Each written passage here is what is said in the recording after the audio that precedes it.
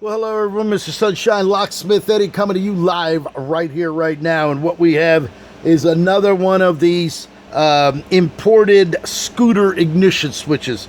You can see it's just made out of cheap plastic. It's got a terminal here, 4 wires coming out of the back of it. And it needed a key made, and the face was all messed up. So what we have to do in order to make a key for this, as a matter of fact, I just made the key for it. What these keys use, you can use one of these Kimco KYM2Rs. They slide right into the lock as such, and you can do one of 2 ways. You can either impression it, hit it with a frame in number 2, take about 1 or 2 thousandths off of each side of the key, stick it in there, and by shaking it around, twisting it, you'll leave a few little marks in there and you'll be able to make the key. Or you can bring it to Mr. Sunshine Locksmith Eddie. We go ahead and we push this in. There's one here, and one over here.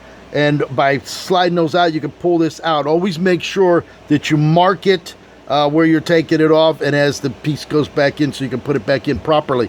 Once that comes out, there's the contacts in there. You have to be careful. There's 2 ball bearings with springs. I'm not going to take it back apart again.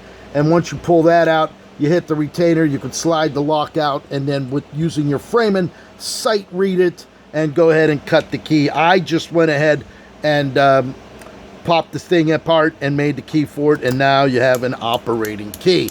So there it is. It's a simple on-off switch. There's no back over to a lock, any kind of fork lock or anything like that. So it's a simple on-off. I'm going to duplicate a second key and he'll be operating. So there it is. Another imported scooter ignition switch keyed up by Mr. Sunshine Locksmith Eddie. If you have any problems, pick up that phone, 561-693-8636, live in sunny South Florida. Thank you for watching.